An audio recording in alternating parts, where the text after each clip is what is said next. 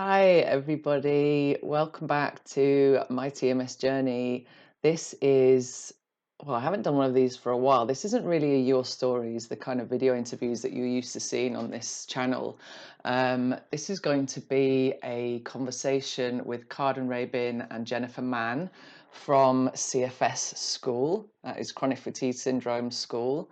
And they've created an online course and a community that is really stand out, in my opinion, in terms of the information that they share, the quality of the information that they share, and the varied parts of a healing journey that they highlight in their course. So I'm not sure how this conversation is going to go, where it's going to head. We'll just wing it as we always do. And hopefully you'll get some good information on their course, what they offer, and see that if it resonates with you and if something that you might be interested in taking part in or finding out more about.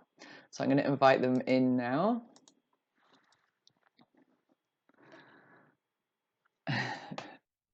Here we go. Hello. Hey guys. Hi. Hi. Thanks for coming. It's so nice to meet you both in person, sort of. Thanks for Thank you having for us. having us. Yeah, no worries.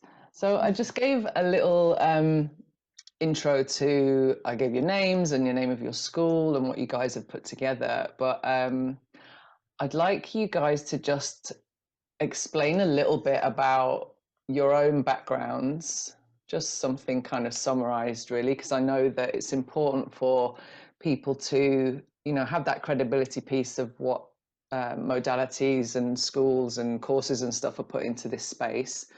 And I know you both are recovered chronic sufferers and both experts in what you do. So if you want to maybe just start there and we can go into the different points about CFS School. I've got plenty of questions on my own list and we'll just see where it goes. So who wants to start?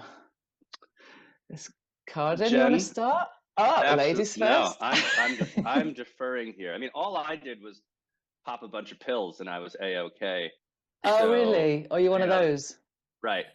Yeah. I thought you were a book cure. Jen's story might be a little more interesting. No way. Uh, well, in short, I'm going to start by saying that my biggest credential is my recovery, because I think that no matter what even if one day, I get a PhD or whatever, and probably not going to happen, but I think that would still be my biggest credential. Agreed. So, how far back do I go? I mean, I guess just Remember go on. I'm reminding her that there's a baby that wants you in a little bit of time. Oh So yeah, you did say keep it short. I've got a baby to feed. All right. So basically, I was a professional ballet dancer, and then I went into teaching yoga, Pilates, personal training. I was like a fitness coach in like everything in London, movements, stuff. And my transition in career happened because of a big injury. From a young age, I was always very interested in like the mind component of the body already, because I was getting injured all the time and my colleagues weren't. And I was like, why am I always injured? I work so hard, I train so hard. And in ballet, it's some people work hard and train hard and are never injured ever. They might be tired. And so anyway, when I went into yoga, Pilates, personal training, movement, massage as well, I was always most interested in like what's going on up here. So I would have a client and I would always gravitate towards those clients who had issues, let's say, who were maybe experiencing anxiety, depression, or pain. And I was like, let's see what's happening here as well as in your body. So then I decided to go back to school because my career in ballet meant that I was just in a ballet academy. So I went back to school. I did biomedical sciences first and then physiotherapy. In physiotherapy, in my second year, I got really sick. So I've had anxiety my whole life, but I didn't quite, it wasn't as bad physically as when I kind of was getting closer to the big crash, as I call it, because that's how I experienced it basically. And yeah, so I was in school, perfectionism tendencies, high achiever tendencies. I mean, I was like a mature student. Tendencies? Tendencies? Shush, she's talking. Is this just going to be a bitching session between you two? Because I have time for this. I do have time for this. Oh I love perfectionism tendencies and high achiever tendencies. And anyway, so basically I started to experience a lot of anxiety. I would shake a lot all day, and I would just be like, why am I shaking so much? My stutter got really bad. I used to have a bad stutter when I was a kid. Now it comes in and out depending on the situation. But for like that time in university, I was stuttering again, and I was like, what is happening with me? And I got pain in between my shoulder blades, my hips. So like typical, there we go. I've talked about it. Typical fibromyalgia kind of places. And I started to see fibromyalgia patients in clinic, in a clinical setting. And I didn't really agree with what was happening. I didn't really understand the point of view of my clinical educators. So anyway, I had a lot of questions in my head, and I was like, am I experiencing a little bit of this? So anyway, I was doing yoga one day, like I did every day for like 10 years before that. And on like my third sun salutation, I heard like a little crack in my neck, and then my whole back was like stiff and painful for a week, basically. In that week, I got really sick. I got a fever, I got chills, and like really bad overall. And that's when it all kind of started. But the 2-3 years before that crash, I was getting random fevers. And I was like, I'm just the kind of person who gets a fever, you know, like who? Yeah, no one else does, but that seems fine. I just get fevers all the time. Yeah. So that's my story. Then I was really, really ill, really bedbound. And then I did everything. I tried everything under the sun to recover. I was diagnosed with chronic fatigue, long COVID at one point, POTS, anxiety,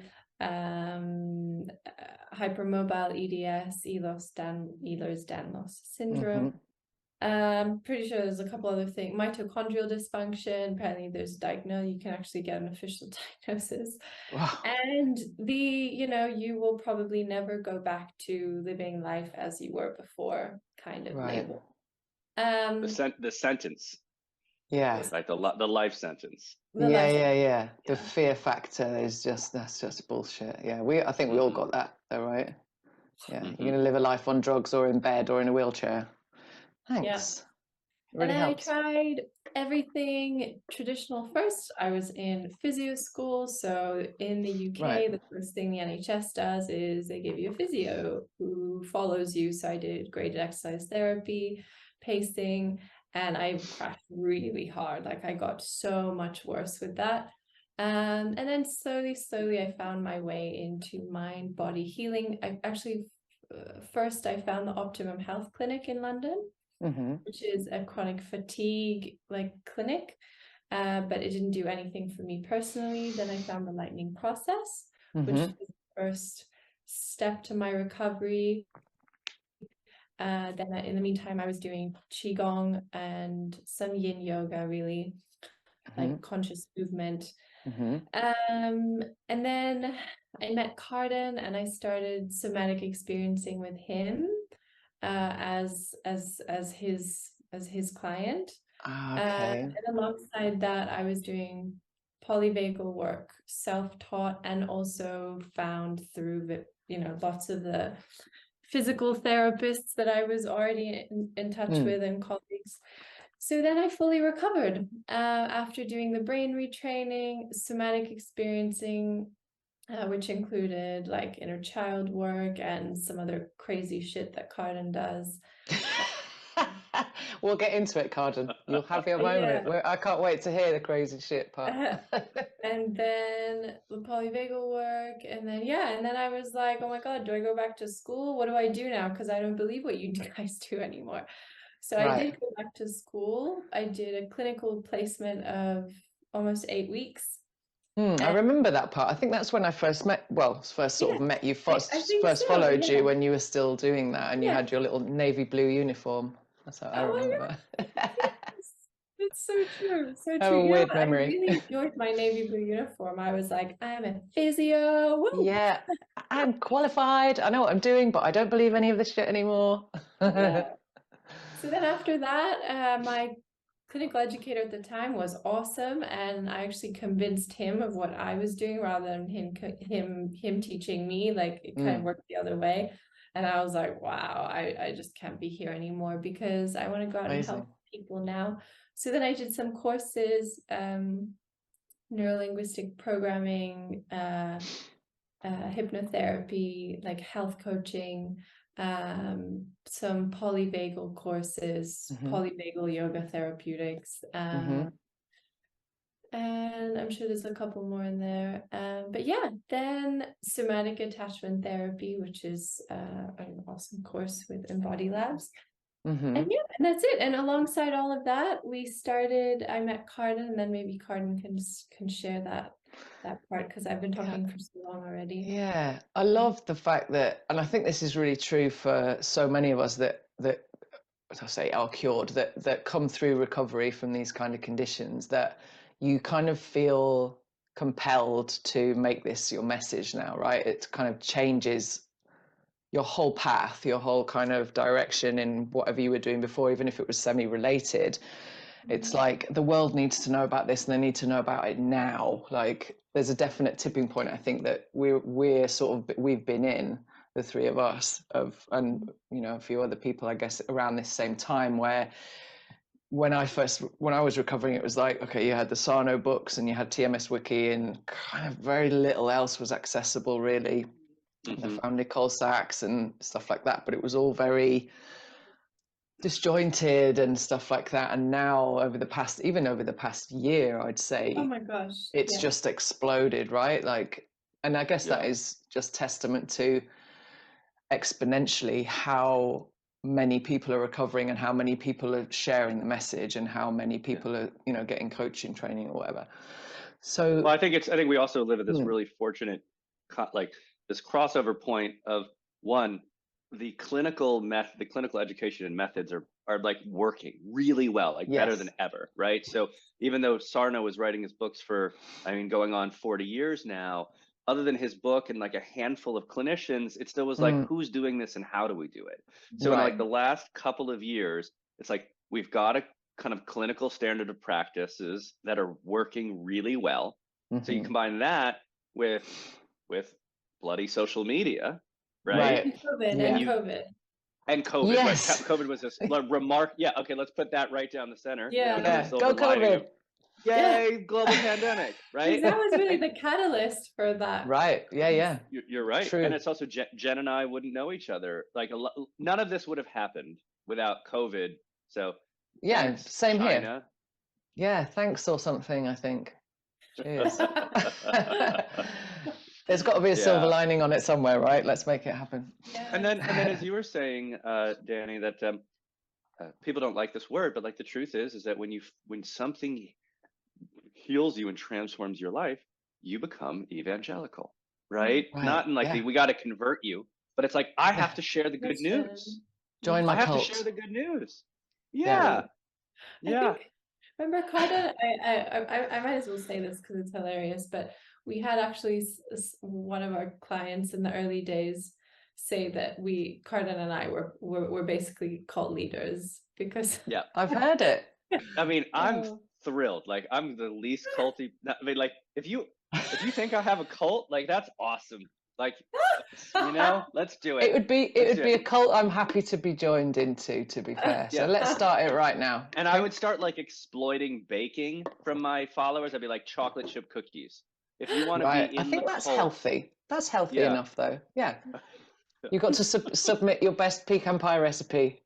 Otherwise, no. I'm pretty sure he does have the best recipe. Still hasn't shared it with me, though, motherfucker. I'm open to it. Do they even have maple syrup in the UK? Of course they do. Okay, we're not like living on a fucking moon, God. Last thing I was going to say, because the culty thing might be like a trigger for some people listening to this, but I will say that especially for, I think what we all do, and Jen and I very explicitly use this language of self-healer.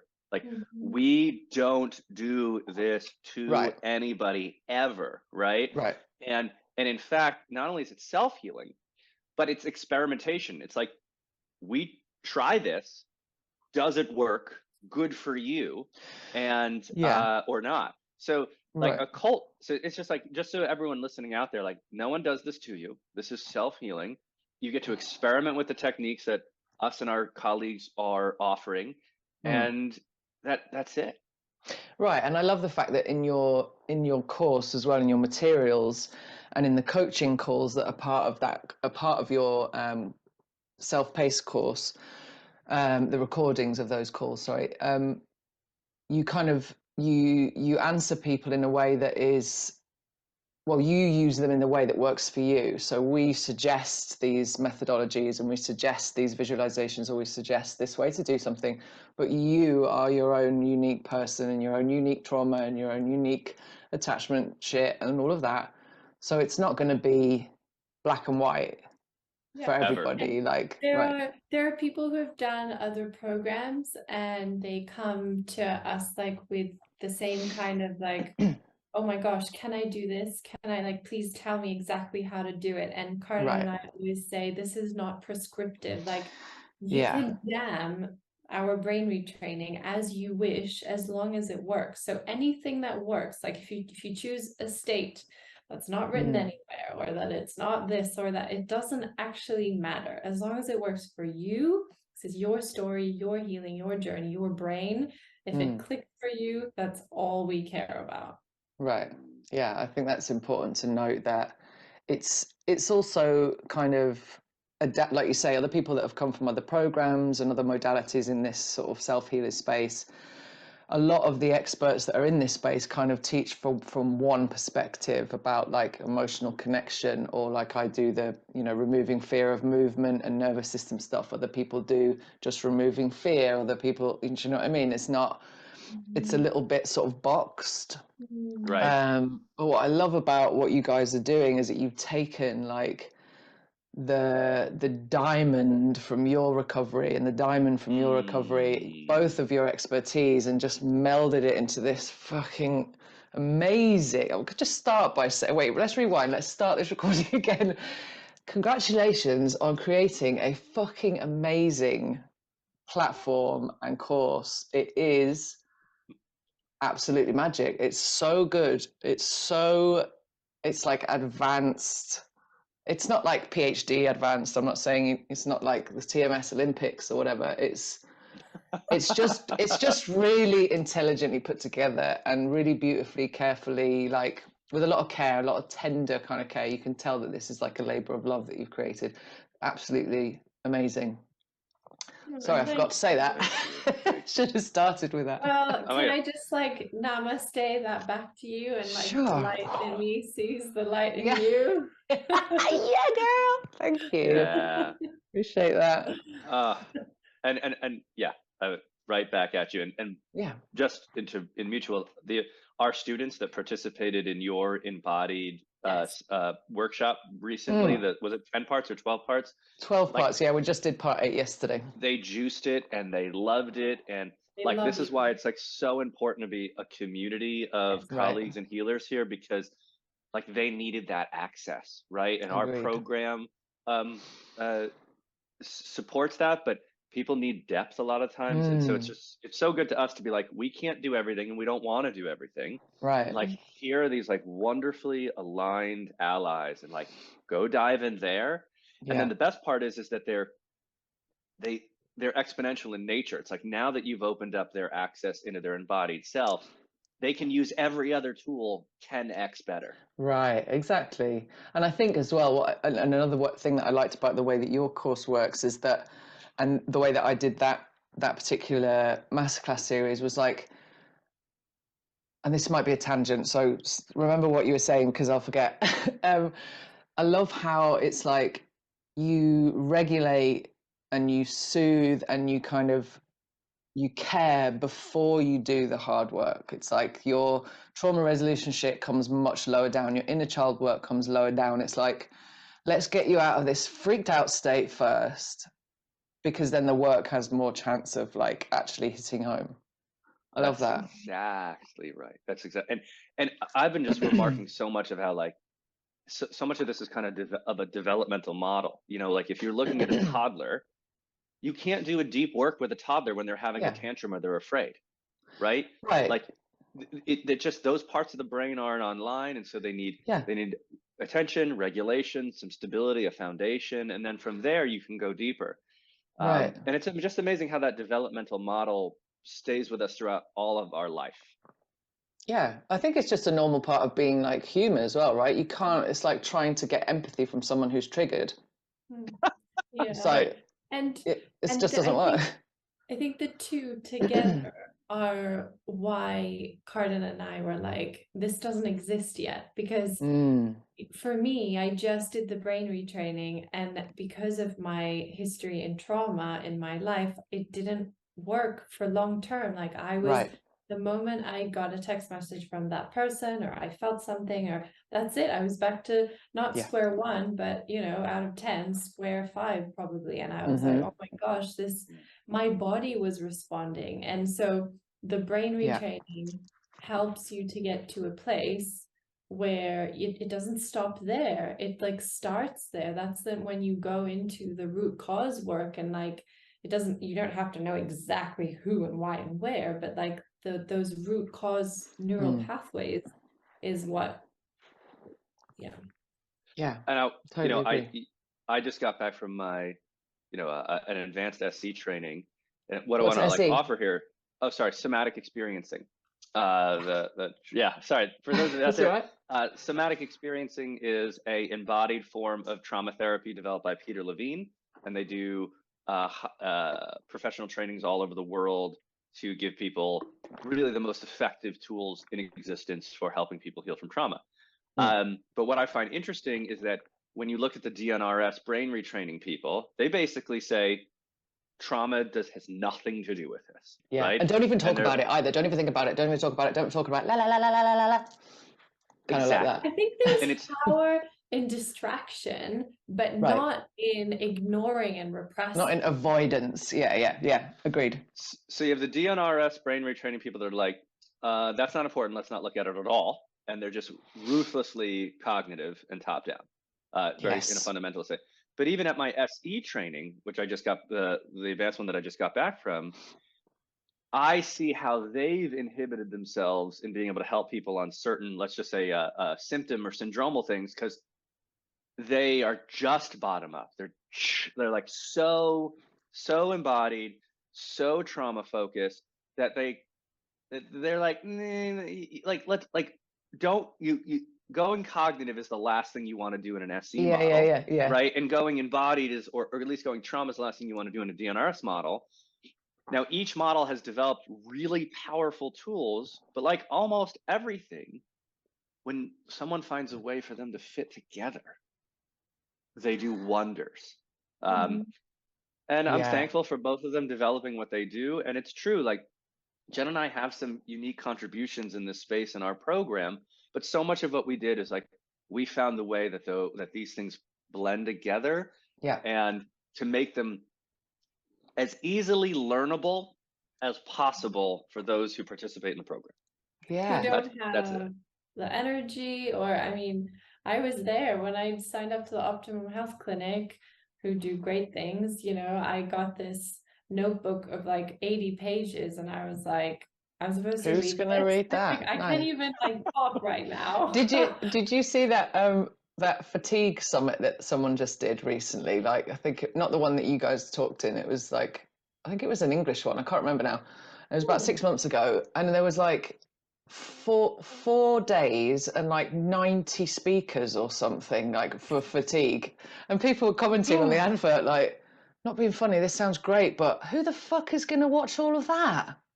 Like, I'm in bed, mate, like, come on. That's right.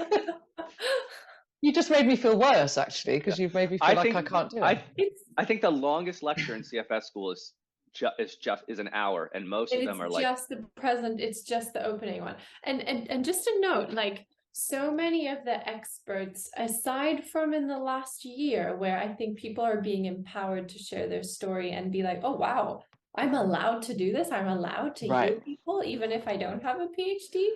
Aside from that, I think a lot of the previous experts, a lot of them haven't actually had chronic fatigue, or like they've had, or pain, like they've had some, I don't know, a moment in their career when they're like, oh wow, I can't help this person, but this thing worked for them, so I'm gonna go down.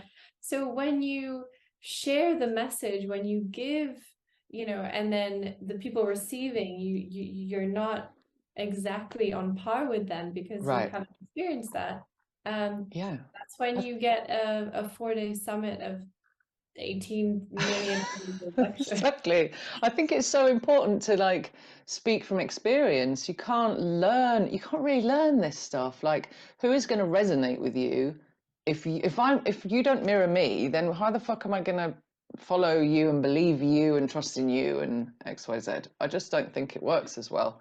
It doesn't. The empathy and the resonance needs to be there. And that's also 100%. Why, we start these things by saying, like, what are your credentials? And at least in this space, credentials and effectiveness are usually inverted, because if you've gone through the medical system or the conventional psychology system, everything we talk about, you don't fucking know about. Yeah, right? Exactly. Or you just disagree with, at the somatic experience training, which is primarily for people in the mental health space. So there's usually 80% mental health people and 20% body workers / other. Right. And the amount of time it takes SE to train psychologists to actually notice people's bodies. Wow. To just like, and I'm not even saying like track physiology. I'm just like, can you notice that this person feels sad right now? Not because of what they fucking said, but because of the way their body is right now. And they're like, and literally the psychologist for the first year of the training will be like, how did you know that? And it'd be like, we fucking felt it. That's how we know it. Yeah. Right. Right. And so I'm being pretty aggressive here, but so the point is that like credentials and effectiveness in this space are usually inverted. And as we all know, we had our transformative healing experiences, and like we got it in our bones. And then after that, we're like, oh, F it. I got to get some kind of acronym at the end of my name. Yeah, I know. To get like the credentials that I can do this, when the credentials was I did it, right? 30 years ago, there were no YTTs, people. There were no 200-hour yoga teacher trainings, okay? The way you became a yoga teacher was that you practiced with someone who had experience, and you did it for a long time until you had it in your body, and they were like, yeah, you can go teach this now. Yeah. But like a 200-hour YTT it's a lovely thing, but that's like the westernization and the capitalization of a traditional model. Right. I think it's wild that some of our clients are PhD psychologists, psychiatrists, we have doctors, neurologists, and they're like, teach me about the nervous system. And it blows my mind. It absolutely blows my mind. And it's great. I mean, and then, knowing what I learned in school and like what I didn't learn in school, there's such a delay in what is known and what's out there versus what we're actually getting, what the public is getting. Yeah, completely agree. So for you, Karden, just to rewind a little bit, you had a very similar story, I believe, to me. You had the typical overachieving back pain, Sarno. Totally. So I will do like hyper cliff notes. Go. I've been a body worker for 15 years. What does that mean? So I've been a licensed massage therapist, musculoskeletal body worker, functional movement therapist, and apprenticed with Rolfers for a long time. And so, as I like to say, for the first 10 years of my career, I worshipped at the hallowed ground of, if I can just get all the things in the body where they're supposed to be and moving the way they're supposed to move, a person will be perfect and have no pain. Right. And that church sells lies. It's bullshit, at least when it comes to pain, right? Like, yes, you can have people in the best physical shape possible and they're in agony. And then you can have people who are completely, messed up everywhere. And they're like, nah, I feel fine. yes, Right. And so after 10 years of doing that model of, and by the way, building up a great reputation, having clients, many of which I've helped, but with each progressive year, that when my back went out, right, it went out harder, more painfully, and lasted longer, until at year 10, it went out. I was bedbound for a week. For 5 months, I had unrelenting bilateral shooting pains down both legs and ice picks into my calves. Yeah, love Have you those. been there? Yeah, The good one, right? They're my favorite. Yeah. With an occasional like lightning storm of pain into my groin, like awful shit. And yes, treatment resistant to everything, right? All like my functional movement, musculoskeletal stuff, nothing worked. Chiropractic didn't work. Acupuncture didn't work. Craniosacral didn't work. Osteopathy didn't work. Like nothing was working. Mm-hmm. And then, as you know a little bit from my story, I very randomly, again, this is why I know that I have divine guiding. Yes, I have divine guiding. I have people looking after me. Of all places, on Long Island, while teaching yoga, anatomy and physiology at a yoga teacher training, while in pain, right? So like, continuing the hypocrisy. I found this, Yay! Which is the Bible. Healing Back Pain by John Sarno. And speaking of not being too thick, like this is not an intimidating book, right? Absolutely not. It's great. And it's all about you. Who doesn't want to read a story all about themselves? Oh, right. I mean, exactly. It's your autobiography. The beginning of this book says, you might be like this. It's a very it describes a personality, and you read it and you're like, oh, fuck. Ooh, yep. Check. Ooh. I was like, wait, what?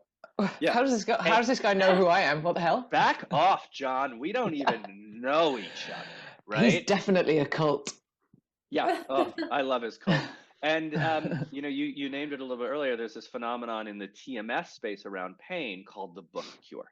Right. Mm-hmm. And by the way, the book cure is actually kind of a phenomenon. It's not brain retraining, but like they leverage the same things. It's like belief. By the way, your mind, guys. I know this is hard to get. Your mind is connected to your brain. Is it? And your brain is connected to your nervous system. And your nervous system is connected to like everything. It's wild, isn't it? And so for some of us, when your mind can be changed, when you read a book that goes, oh my God, the premise of this guy's explanation for my pain being based on essentially on emotional repression, right, is so much more accurate than all of the bullshit that's been doled to me about structure and function. And also I think there's another thing that happens in the book is that even though it's kind of like, wow, that's me, there's a being seen. Yeah, absolutely. There's an ease that comes with that. And so 10 years of ever worsening back pain and 5 months of unrelenting hell went away within a week of reading this book. Yeah. And you finally understand it a bit as well, right? It's kind of just like, even if it's not full on belief yet, it's like, oh, that actually makes sense. And your intuition, your higher self, whatever you want to call it, is like, this. And so like you, Danny, that happened 5 years ago, and I could no longer practice the conventional way I'd been practicing, which by the way, wasn't even conventional. It was, functional, structural 3.0, progressive, like intelligent movement. Like it was. I was doing the same in London with my clients. Right? Yeah, like a mixture hybrid thing. exactly. Like Jen and I were like, move over, the PT people. We're already doing cooler, smarter stuff from all these other functional, structural folks, right? Yeah, yeah, But yeah. again, it was just like a more rarefied version of the same stuff. And to accelerate, my pain would come back, similar to Jennifer after the lightning process. There were these kind of plateaus and dips and plateaus and dips, and I didn't know anything about SE at that point, but I knew it was emotional, and I was working with a wonderful kind of counselor and Feldenkrais practitioner who also introduced me to inner child work, Margaret Paul's inner bonding. And I was just, through like the 2 sessions I did with her, I was like, I'm just going to start diving inwards and seeing what I'm not, what I still find. I want to dive in and see what I feel, what I'm not feeling was my mission. Right. Using the pain as the beacon, right? I'm in pain. The typical Sarno stuff isn't working right now. The top-down brain retraining style stuff. Let's find this. And in that process, all this bottom-up starting, all this emotional stuff, and it would shift the pain, and it was deeply profound as a human, right? To like find and feel these parts of myself. I'd been living such a black and white life, and I don't mean that like things were right or wrong. I mean it lacked color. Right. My experience of myself lacked color and depth because I didn't feel. Right, and you don't really even realize that color exists either, right? Until you kind of get into that stuff, and then you're like, whoa, and the light comes on, and it's like, shit. Yeah. That's exactly right. You don't even You don't know even you're know. living a colorless existence. And again, what was the expression that you used before? Like I said, my protectors or radiance, my meant to be. You were saying something, Danny. You had a word for like when I found this book. What did you call that? That moment. The Bible. No. Divine intervention. Oh, divine intervention. Like divine intervention. Right? Divine guiding. Yeah. So then the next level of divine guiding was that someone told me about somatic experiencing, and I was like, holy crap! There's an entire established dope ass training cult that teaches you how to do this thing I've been trying to stumble through in my own body.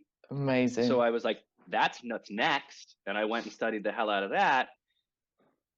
And that fusion of, at the time, Sarno style work, PPD, Shubner, plus SC. And I was like, whoa, there's a lot, this is juicy. This is super amazing. Yeah. You knew you were definitely onto something unique with that combination of knowledge and skill, and between the two of you as well. Like, and so then when Jen and I finally met, she brought all the polyvagal stuff and the brain retraining stuff, like stuff that I hadn't really played with.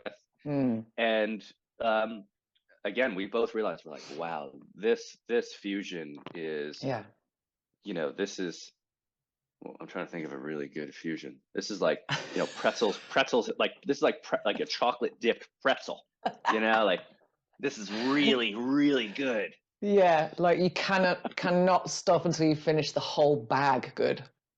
That's right. Yeah, and I'm just going to keep going. agree. I totally agree. So yeah, I think it's the shorthand of my story.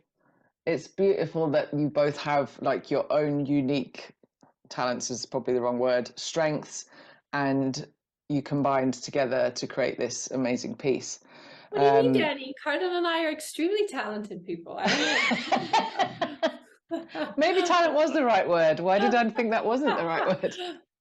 Multifaceted, talented as well, may I say. So before we completely run out of time and Jen's got to go and breastfeed and things, let's run into the actual platform that you guys have created. So you kicked off with your kind of signature course that you kind of led with live coaching calls and stuff for the first round that you did, right? And then now you moved into a self-paced study, which is based on the same fundamentals of the first course with the coaching calls recorded, basically summarized. Is that right? So people have an option at the moment, if they wanted to join something to do with you guys, that it would be a self-paced vibe at the moment. We started with that live version, and throughout the whole live version, people were reaching out, especially to Jen, being like, when are you gonna have a self-paced one? When we'd like another option. So there was a huge demand for that. And I'll simply say that Jen and I wanted to do it, but there was this question, right? And and this is the interesting thing. This is why you risk an experiment. We're like, will this work? Right. Without the live interaction? Will this work without them having this direct access to us? And we said, F it, let's find out. I mean, there's only one way to find out, isn't there? Only one way to find out. And we did, as you said, people who take the self-paced course do receive an audio version of the live coaching calls that happen during the live course. So they do get that, they get a lot of critical questions answered in that model. So that's helpful. And then we were so at this point, we had 150 people go through the live program.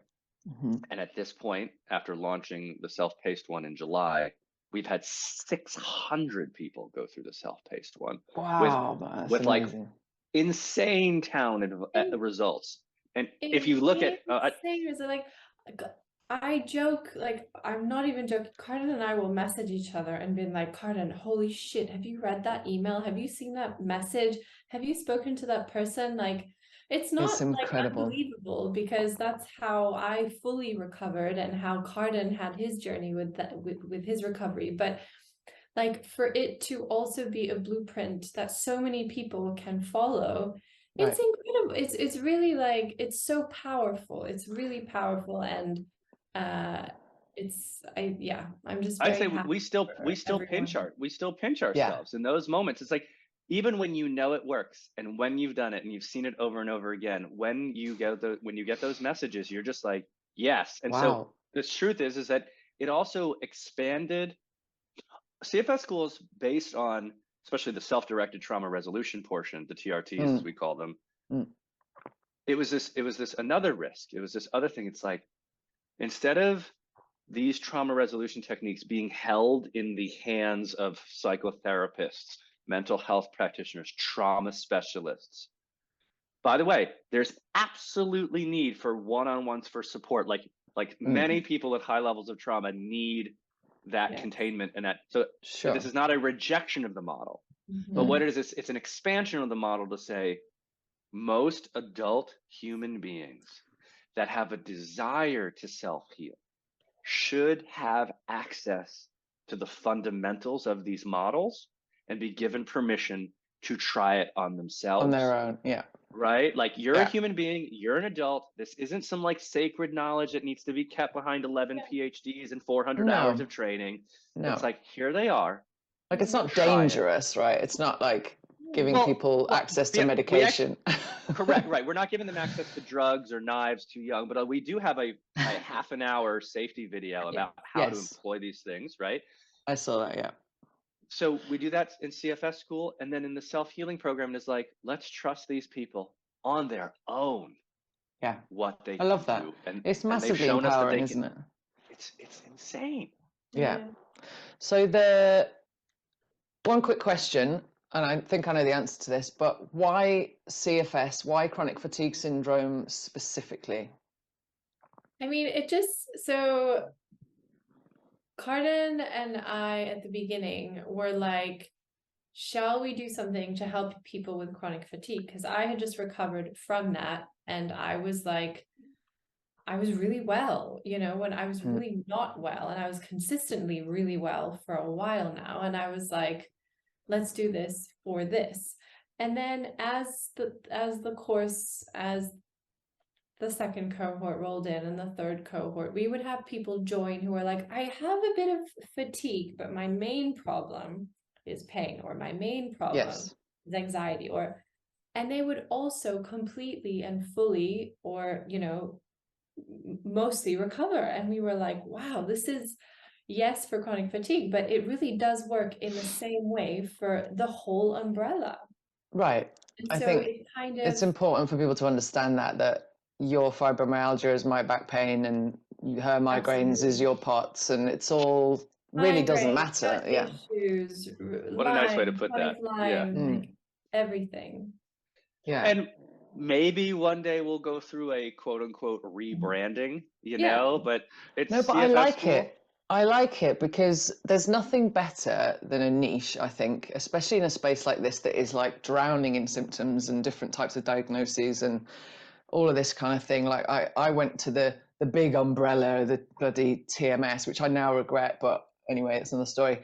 I think by niching yourselves into one thing, you get to focus on, I mean, the work is the same, like you said, but you get a certain amount of eyes of a typical sufferer, basically. And so many people, even if they don't have a CFS diagnosis, they will have fatigue in their laundry list of symptoms. So I think it opens the door to perhaps initially a smaller window of people, but then potentially a bigger window of people because, like you've explained, it is mind-body work. It's not specifically just And for it CFS. also was very organic, like as the other people, not us, as they were sharing their stories of, oh my gosh, I don't have chronic migraine anymore, or other people were like, oh wow, I have that, but I thought that that was something else, or I have an intolerance to this and I didn't know, and then all of a sudden it's working for all of these things.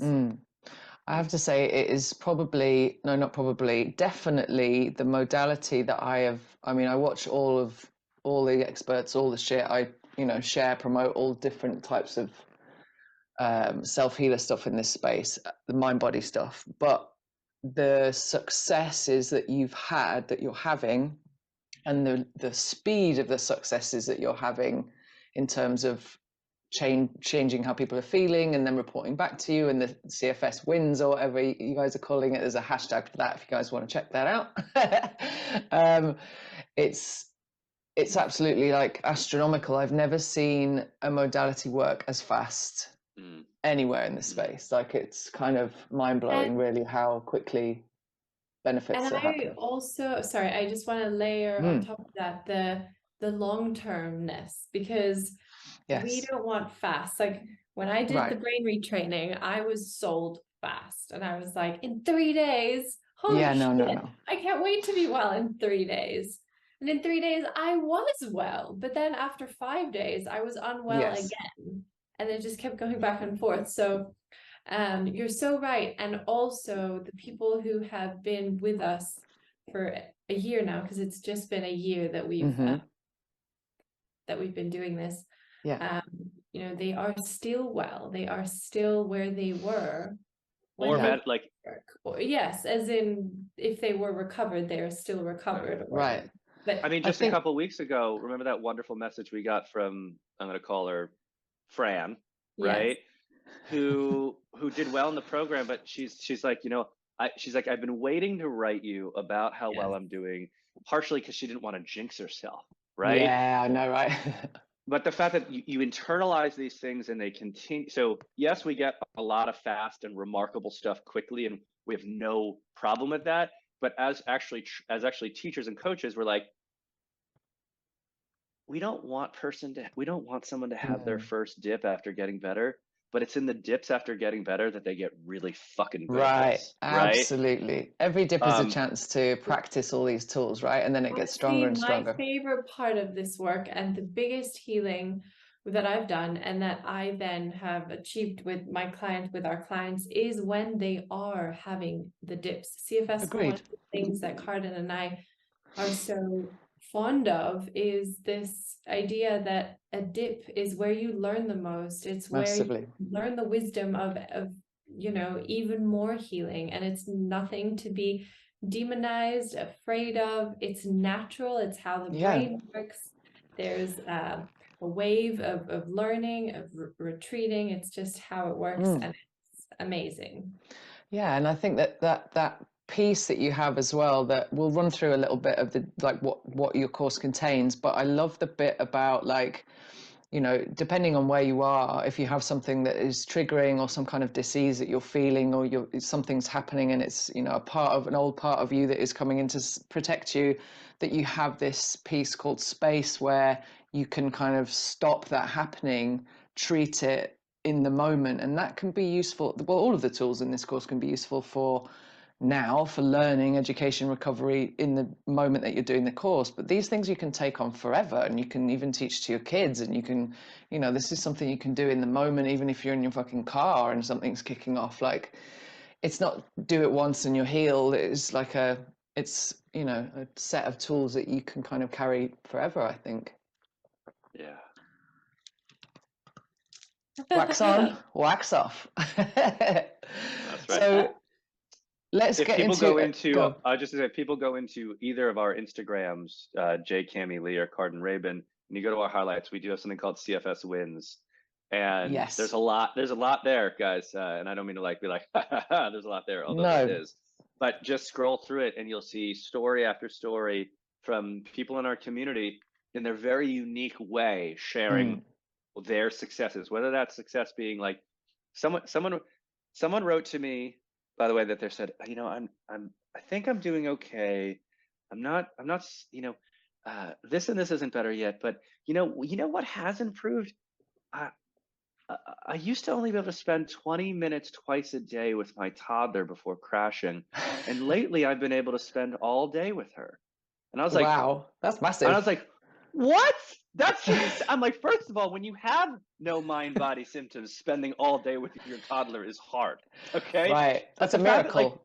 the fact that this woman went from being able to spend 40 minutes a day to 20 minutes 2 times a day with their kid, and then crashed, and now she can spend all day with her kid. It's funny. It's people, again, they have their wins in their own different ways, but sometimes they don't even register what kind of victories they're having. That's why we do, actually. That's why. It's not to like sell CFS School. Really, Karden and I are like not. It's to help you celebrate the healing, because the more that you celebrate your success, the more you believe the work that you're doing is working. Right. And I think, yeah, there's so much power in that sort of social proof that you have from the screenshots from the emails. And it's not you guys just writing a testimonial randomly on your website. It's like messages from people that you're sharing. There's so many of them. We'll put all of the links to all of your stuff. And obviously this video is going to appear on your own resource page. So within this page, or if you're on YouTube, all of the shizzle will be in the description box about links and hashtags and all of that good stuff. Sound like I know what I'm talking about. Thank you. Not really. Thank you.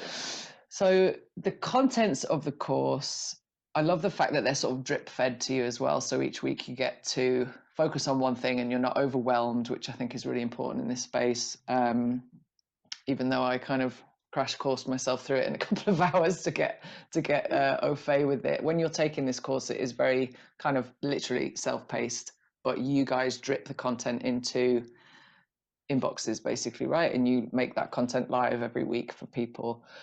And I love that the combination of the healing modalities that you offer, they kind of, well, they don't mirror, but they kind of resonate a lot with, I don't know if you've seen on my website, I've got this like little color wheel on the front page. It's like there's an education piece.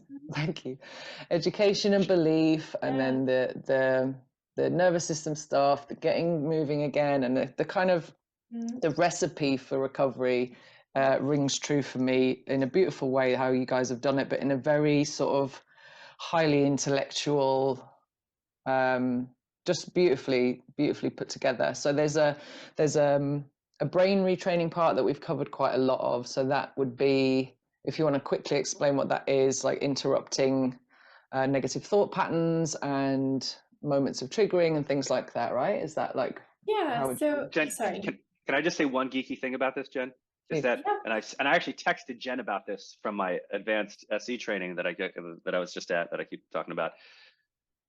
But like your color wheel, Danny, right? The kind of TMS-y description of how certain things cause symptoms, the brain retraining understand it, and even SE's primordial understanding of like certain states are associated with certain kind of symptoms, right? Right. And that what's lovely is that all these are different methods, but they're still at their core have identified the same things that cause the thing, the same recipe. They're using different ingredients, right? Right. But they're in the same cooking process. I just wanted to say that. And yes. Yeah, so Jen, a little bit about good point. Brain retraining.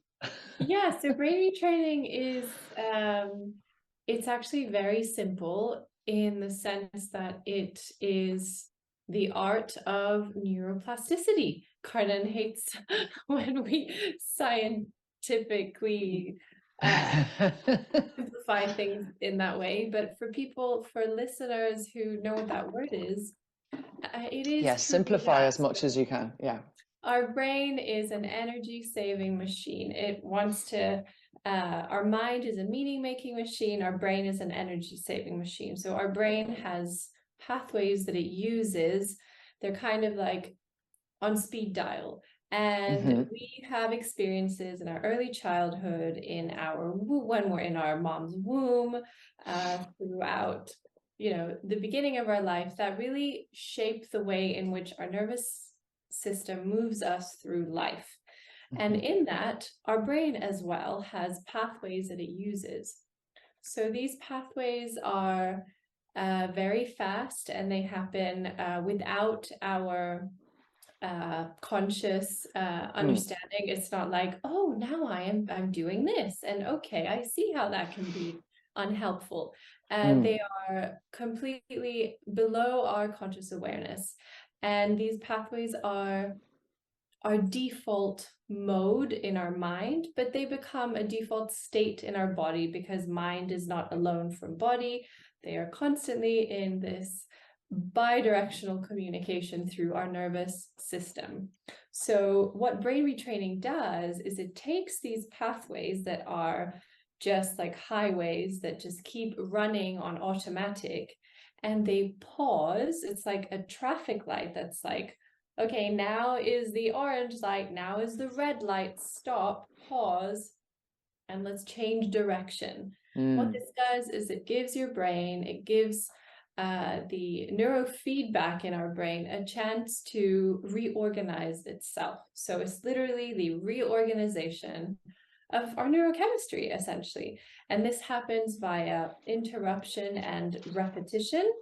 And through that, there are some, ways that we can improve this, because, if we have a certain pattern that is unhelpful, that we're constantly engaging in, for example, over analyzing, if we're constantly like, do I do this, do that, and that gives us horrible feelings in our body. But because we're disconnected and we're in our mind, then our brain is essentially operating on these patterns automatically. So when we do the brain training, we interrupt these, we learn about these, we learn that pattern, that word is, is not helpful, and then we redirect with feelings. And that's why our brain retraining is actually different, because it's not just top down. We have our polyvagal work in there, the parts work in there, and that is so that when you go into the deeper work, you are primed, your body is primed, and it's like,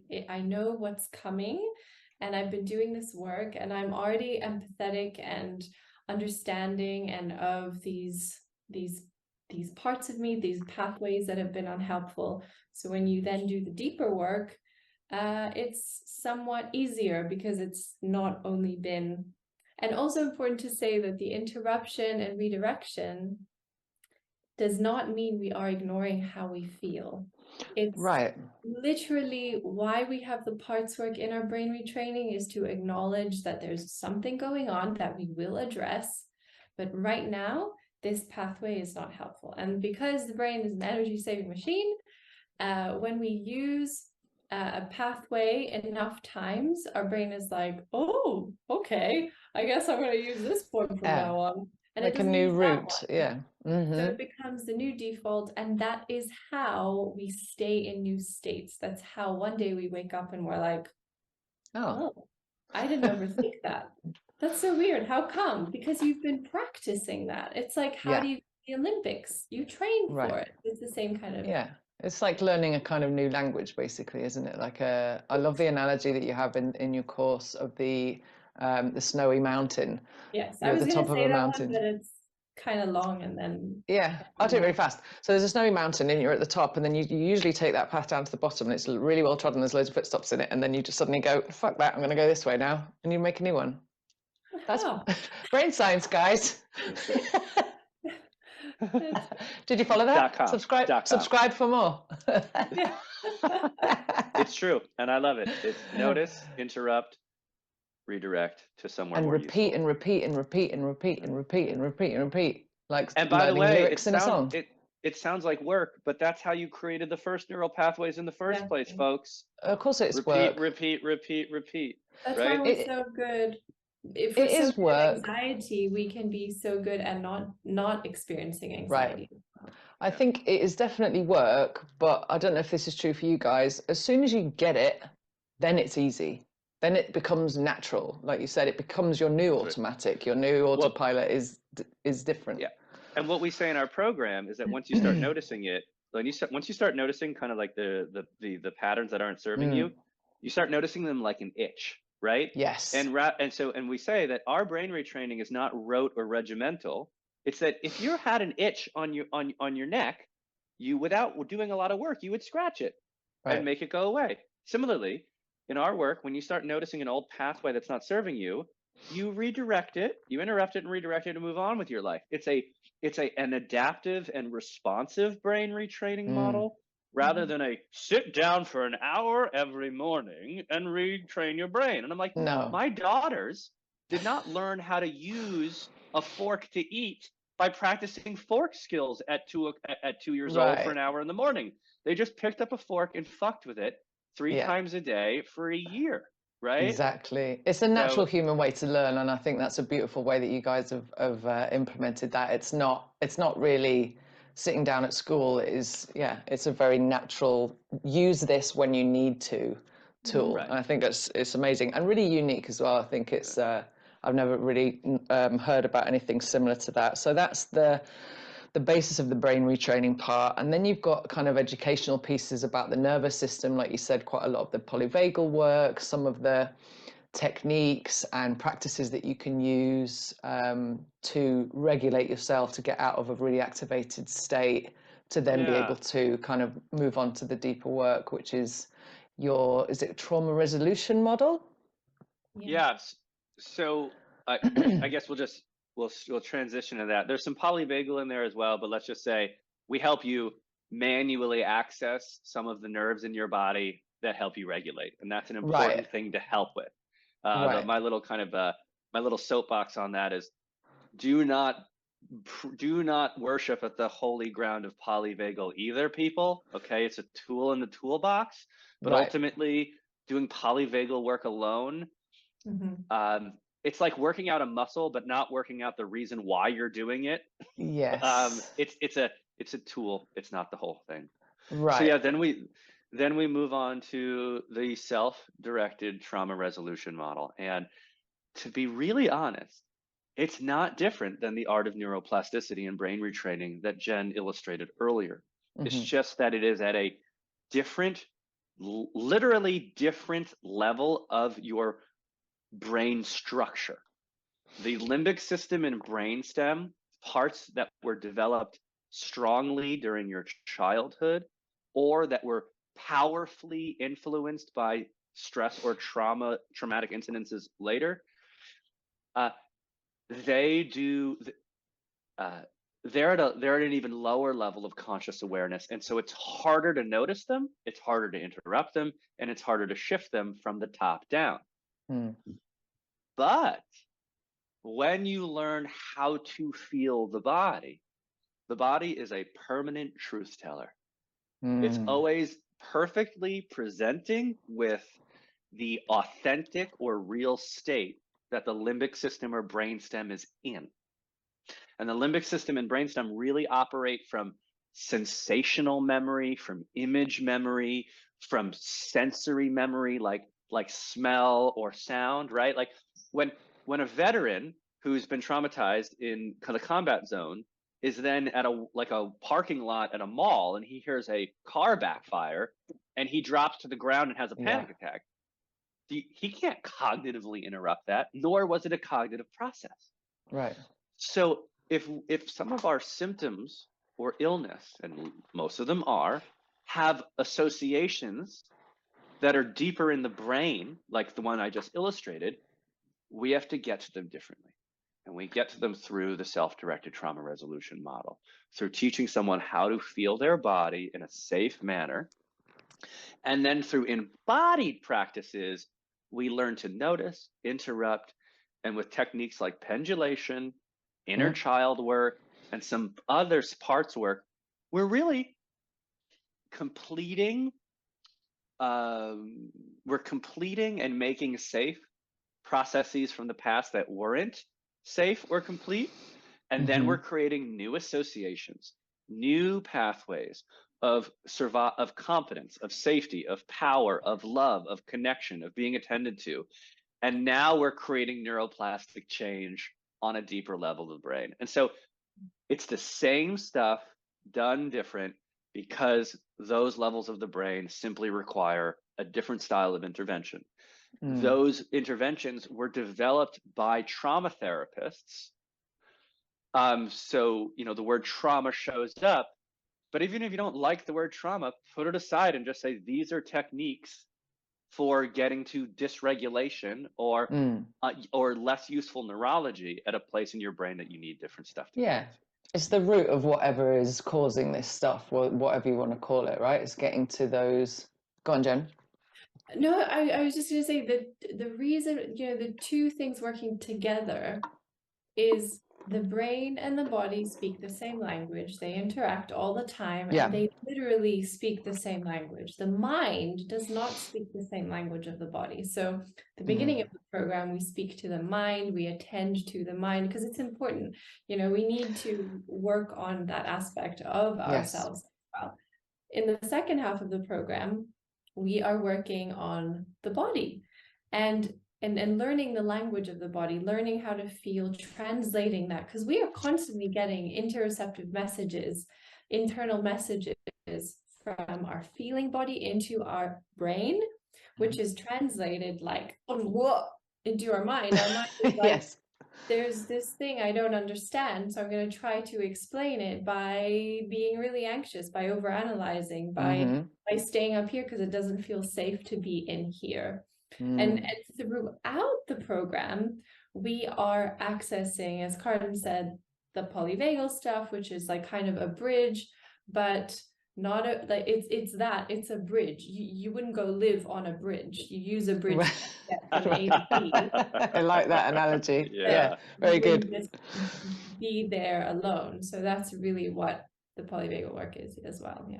And then in the end, we call our whole method the TCR, which is the total consciousness rewire. Is that the one where you've got that funky diagram where it's like, yes, no? Oh, yes, you mean no, yes, you mean the flow chart? That's the pride of my entire Virgo existence. Yes, that's exactly what I'm talking about, Danny. Oh, we speak the same language, I think I need to put it on a T-shirt or a bumper sticker, and like nobody I've got it here on my computer. Means, but I'm so glad you got it there. So that model, and it shows in the end all of these. The whole TCR, the top down, the bottom up, the self-directed trauma resolution, the brain routine. Over time, you're developing a new neuroplastic landscape and a new autonomic nervous system that, by the way, guys, should most of the time work autonomically. That's why it's called the autonomic, right? So that you're most of the time automatically well. And then when that's not the case, you have your tools to sort of give that autonomic nervous system, those neural pathways, a little bit of nudge and help. But I also say that to say that although in a way this work is for life, because life has its ups and downs, over time you should be doing less and less work because the autonomic aspect of it should be doing better and better. Right. And so that's what the TCR is. It's this total conscious rewire. We start with the top down because, like Jen said, the mind is a significant role. And I like to say, the mind improvements can happen at the speed of light, but the embodied improvements move at the speed of water. It's a little bit of a slower process. You said that the first time we spoke, and I wrote it down, and I've got it in Sharpie marker on my pad down here. I'm still yet to put it in lights, but I love it. I love that analogy so much. Sorry to interrupt you. And although water's slower, water is the most powerful and destructive force on Earth. Right. right? And so when you're using the body, when you can finally start to tame and move the water along with moving the mind at the speed of light, you know, you're an Olympian. Yeah, It's amazing. that's And at so the cool. end It's of such the a great analogy. program, Mm. at the end of the program, I don't know if you had a question about that, but No, go for it. when we leave, you know, when we've done this work, if you go back to your old job and you go back to living with, not that you have to change your job or move, but if you go back into a triggering environment and you don't do anything about it, or you keep yourself in a life that is not aligned with your true self and who you are and why you are and what you are, then you're bound to fall into old patterns again, no matter Right. how much work you do. You could do Right. all the somatic experiencing, all the inner child work, all the brain retraining, but if you're stuck in terms of not following you, Right. you can end up back there very easily, no Right. matter how autonomic you are. Yeah, I think your So nervous system is going to feel that unsafety, isn't it? yeah, In no matter what scenario that is created by. If all of those, like you guys call it, the embers of what create your existential crisis fire at the end of the day, yeah, if those things are still lit, yes. then you know it's not like what, no matter how much breath work and shit you do, is not going to blow them out, kind of thing. Yeah. Yeah. Which is the why we have the emerge practice, which the emerge practice is, you know, using everything that you have now learned about yourself, which was already inside you. You've just like learned how to translate these things, and you know, your connection to who you are, your true self, to then like manifest that, but into your life. But again, for anyone who's listening and they're like, oh, she said manifestation Yeah. is the repetition of a thought and a feeling that over time becomes more comfortable enough for you to take action. Right. Yeah. I think it's Well, a lot of people probably have experience with visualization and affirmation and that kind of stuff in this space. So I think it's sort of similar, comparable to that kind of idea, isn't it? yeah. And we, you know, up until this work, when you transform your mind and your embodied self, your old GPS for navigating the world was basically designed around trauma responses and coping patterns. All right. Yeah. And and then you do all this work and it's actually can be a little disorienting. It's like, whoa, Yes. without my Yes, trauma agreed. responses and my coping patterns, which I relied on to make basically choices. Now, those Yeah, who choices am might not I? have been the best. Exactly. Those choices might not have been best for me, but at least they were choices. And Right. so the emerge program, the emerge process is to at least initially give you like, this is how we encourage you to design a new GPS, right? A GPS based on authenticity, based on safety, based on self-fulfillment and satisfaction. A GPS that's no longer, for me and Danny, based on people pleasing and perfectionism, right? And to then, why does it need manifestation? Why does it need focus and repetition? Is because your neuroplasticity, right? Your brain's ability to change and focus on new things requires repetition and focus. Right. And so we do at the end being like, here is a launch pad, if you so choose, to start designing a new life that's in alignment really with the mind, brain, body you've just saved. Yes. Right, right. And I think that is hugely unique in this space. I think there's bits and pieces of this kind of thing. Like in some of the work that I do, we do like future self visualization and that kind of stuff to bring in that kind of felt sense of where you want to be or who you feel like you really are. But I think that the way that you guys have done it is like on steroids, made it into a full kind of practice, basically, that is just missing in this community, I think, massively, and it's really important. Yeah. Ta-da! Bye-bye. Click here to join. Yeah. Yeah. I think I've covered, let me just check my notes. I think I've covered all of the pieces that I wanted to kind of pick out. I think we talked about parts work, but we didn't say what parts work was, and I know that there's probably quite a few people thinking, what the hell is all that about? I want to just check in. Jen, if you need to go run to Leo, well, you can do I that. All right. have a hard stop in 2 minutes. Okay, be quick then. Go. Who gets to do parts work? Me or I you? mean, yeah, go. You, Go, but be Why is it- quick, Karden. Summarize. Yeah, you're fast, Karden. You're a fast talker. All right, Go. I'm gonna put my MG-ness to work here. Put a Parts timer on. work Go. is a generic term derived largely from the work of a guy named Richard Schwartz, who created internal family systems therapy. And what he basically standardized and systematized was a piece of common sense that we kind of all know about ourselves, but we never really label, which is that we have many voices in our head. And that's not pathological unless you literally have dissociative identity disorder, right? Or what used to be called schizophrenia. The normal person has like a bunch of voices in their head. It's literally normal. And he identified those various voices as parts, right? Sometimes your like self-doubting part, which would be like, I suck, comes up, right? And then there'll be this other part that says, well, fuck it, let's just work harder, right? So there's the mean part to the self, but then there's also this kind of like pushing kind of coach, right? That like, right? And we realized, whoa, we actually have not only multiple voices in our head, but they always occupy the same roles. We actually have a cast of consistent characters in the show, right? In the Broadway show of Karden.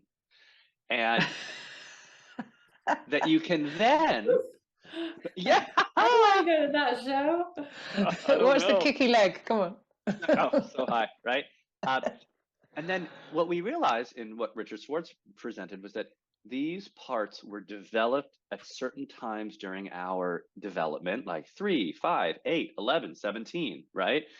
For different purposes to help us cope, deal, perform, repress, survive. Right. They all have a purpose or a role, right? Like being really mean to oneself is a way of either kind of trying to make the world make sense to you. Well, my parents hate me.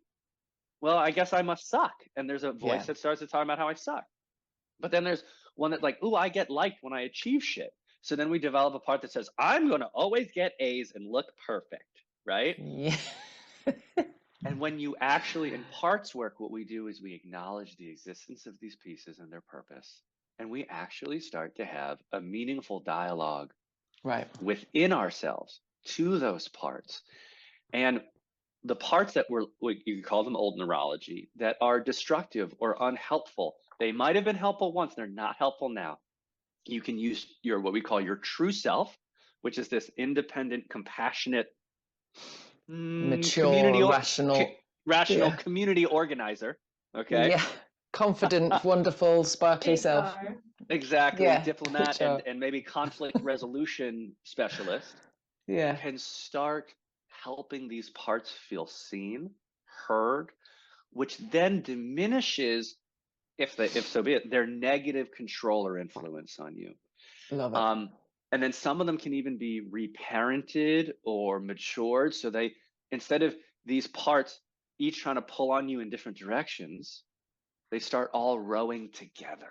I love and you become a really organized community of parts, rather than each one being like, the building's on fire, run this way, no, run that way, run that way, blah, blah, blah, blah, blah, blah, blah, blah. Right? And so parts work is a critical way into helping to relate to certain personality parts of your mind and neurology and reshaping them. Right. I think it's also important to note that while this is certain, in my experience of doing parts work, is that it is like accelerated my self-compassion as well. And I think that is like massive in healing anything, really. Like if you're, if you hate yourself, then it's a kind of a losing battle, really, isn't it?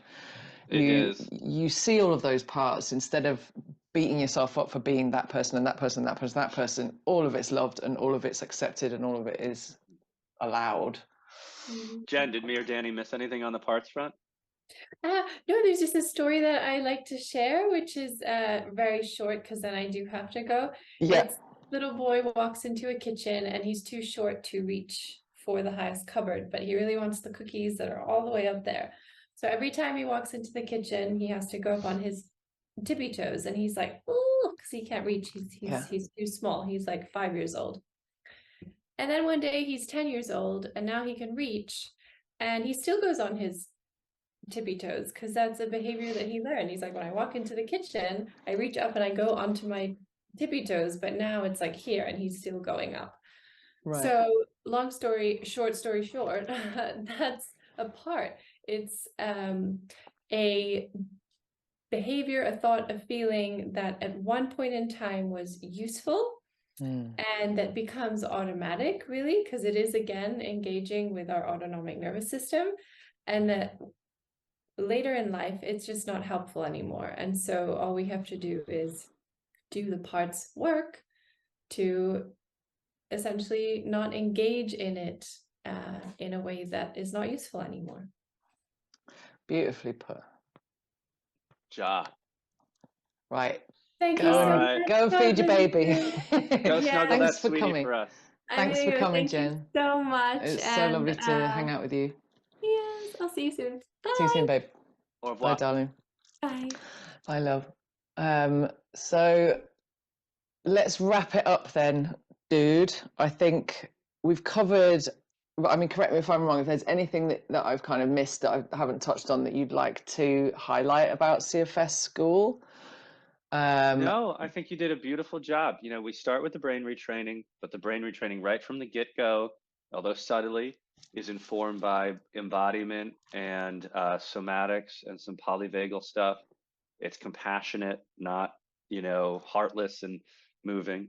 Then we transition more into polyvagal, guys, so that people have some very concrete, non-psychological tools to help regulate this physiology. Because it's really nice to have the options, folks, to go from, okay, I'm going to do a bunch of mind work, but sometimes you're like, fuck it, I don't want to do mind work. I don't want to think. I just want to massage my vagus nerve at my neck, right?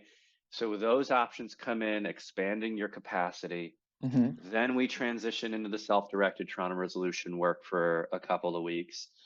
And then we go to emerge. The course is 12 weeks long, stripped out a week at a time, but you're not supposed to, you're not done at 12 weeks, right? Like 12 weeks is just the amount of time we chose to teach it over.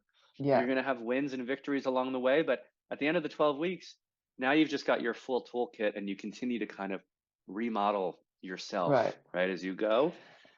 And that's the program. It's completely manageable as well. Like noticing now as I was running through it, like the amount of content there is in each module, it's not like that's not going to take you 4 hours a day for a week. Do you know what I mean? It's really digestible. It's not like going to college or something. I think it was Einstein who said every idea should be made as simple as possible, but no simpler. Right. And I like live that, like it's part of my DNA. It's that there's a lot of stuff in our program that when taught in its totality, or how it was originally discovered, is really advanced and very complex. But when you really get something, you can teach it simply. And so right. Yeah, that's exactly how that's how I experienced it when I went through it. I know that there's, you know, decades of research and knowledge and information and techniques and, like, you know, all of the experience that you both have individually that have gone into this, but it is so digestible and so easy to understand. And even if it's like, oh my God, what on earth is this? I don't know what all of these terminology is and all of this kind of shit. You break it down into a way that is like, it's simple. I wouldn't say it's easy, it's simple. And I think it's anybody not can easy, use it. but it's simple. Complexity is not going to get in your way in this program. Yeah, I found it really easy to navigate. And although I did have full access to have a look at it all before we had our call, I think it's in that weekly module by module, and you send a beautiful email to everybody when you release that piece as well, which is really helpful to always have that contact with you guys. Oh, there is one piece that I didn't touch on, is that you also offer as a little add-on, I think this is to your self-paced course, you have the graduates that are helping to kind of mentor people. Is that right? Sort of like a side coaching thing? Yeah, so things are actually changing a little bit. Come 2023, we're only going to have 2 offerings. We're going to have the CFS School live with Jen and Karden, and then there's going to be self-study. And the self-study includes the core program we've been talking about, But it will also include a webinar a week with who you just said. Our graduates, we call our assistants. Yes. And they are folks who have self-healed in an, just like everyone else in the program, but who we were talking about this at the beginning. When you do this, you often want to give back, right? You want to spread the good news. And so these are folks who not only want to give back, but who really love the work and have taken a talent to it. Yes. And so our assistants do one live webinar a week starting in 2023 for the self-study folks, so that you have an opportunity in a more interactive format to ask questions and get support. And then on top of that, we like to say, don't stay stuck. Don't stay stuck. And so if you've been working on a component of our program for 2 weeks and it either hasn't worked for you or it's not moving your symptoms, it doesn't mean that there's something wrong with you, and it doesn't mean there's something wrong with the method. It means that you might need a little nuance and someone to help you with that. And so you can schedule one-on-ones with our assistants that are 30 minutes or 60 minutes in length, and they will support you from their experience in that. So that's also there in the self-study program. Yeah, that's really and there's helpful. Also an unofficial CF self-study Facebook group, which Jen and I do not moderate, nor do the assistants. Like, we're not there, but our community is brought some cohesion there. That's cool. Yeah, I think that's a great add-on. Definitely worth. The community aspect is massive. I mean, you're this community superstar, Danny. Not really. Yes, you are. No. It's weird actually, because I did a post about community today, about Tend and Befriend, about like stress responses and stuff, and how community is literally wired into us and is an essential part of survival. So I think it's important to highlight that in any healing modality, that it isn't just you and your computer. Like, you get to interact with, you guys are really responsive on social media, for example, and whether you have live calls with your students or not, you're available and around. It's not like, you buy this course and that's it. Big distinction is that our communities, whether it be official or unofficial, the distinction is we advocate for the healing. We don't advocate for the illness. So they are communities of self-healing, not like support communities to like, they're important support communities, but they're usually like, let's hang out in our misery together. Yeah, no. That's not what we do. No. It's not let's sit around and talk about how fatigued we are and stuff. But yeah. I think it's important though that but people do connect based on resonance of, I see myself in you. So I can understand that there's, to begin with, there's probably some some unhelpful chit chat about symptoms and how did you do it, how do I do it, stuff like that. But I think that is a really important piece, and even if you guys don't moderate it, I think having all of your students in one place is a really, really helpful add-on. Yeah. I think I covered everything that I wrote down. Yay, perfectionists. Yo, if I forget something, which I probably have, I'm going to do a little write-up of what we've discussed, what the course contains, and I'll put links in the page as well to any other kind of introductory content that you guys have got, and obviously links to see the course contents. Maybe subscribe to you do a newsletter, don't you still? Do you do your... Yep, our newsletter is active. And also, just not that they need this, but if people want to learn more about me, I did that basically bio piece for the Trauma Research Foundation. Yes, great idea. One. Yes. You could hyperlink to it. It's called the making of a mind-body practitioner, but that's what it's called. I'm the only one ever who, for the Trauma Research Foundation, they basically let me write like an origin story, like comic book style. So cool. You love that shit, don't you? Massive nerd. I so love it. I love it. It's brilliant. I'm just so impressed and so in love with you both. I think it's just brilliant what you've created. It's kind of, it touches on things that we know and we believe that work in this healing space, but it's put it together in such a beautiful way, in an accessible way. I think it's just, I celebrate what you guys have created massively, and hopefully, just putting it on my platform, we can give it more exposure and what it deserves, basically. You're the sweetest of the sweets in the cheekiest of the cheeky ways. And a massive nerd Virgo as well. Yes, thank you. Right. When is your birthday? 8th of September. Okay. I'm the 2nd. Jillian's the 13th. My sister's the 17th. Fuck. I know.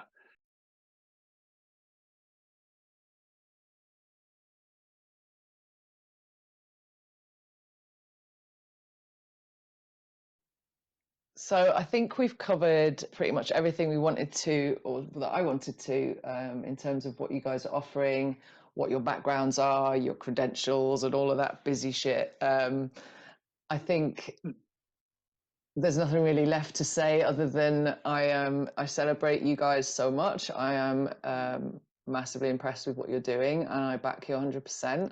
And I hope that you get all of the exposure and everything that you deserve. I think it's absolutely amazing what you're doing. So thank you so much for creating it. Danny, thank you. Thank you for that acknowledgement. It feels good. It feels good to let that land right here and embody that for a moment. Right, marinate. I like to say marinate. Yeah, marinate in it. Yeah. Yeah, let it absorb.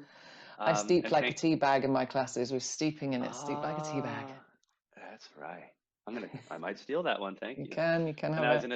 And I was going to say thank you for being such a beacon in this space and such a wonderful, like, you really are this, you're a beacon and you're such a beautiful entry point, and it's so comprehensive and it's so friendly and inviting, and you're doing superbly important work in the world.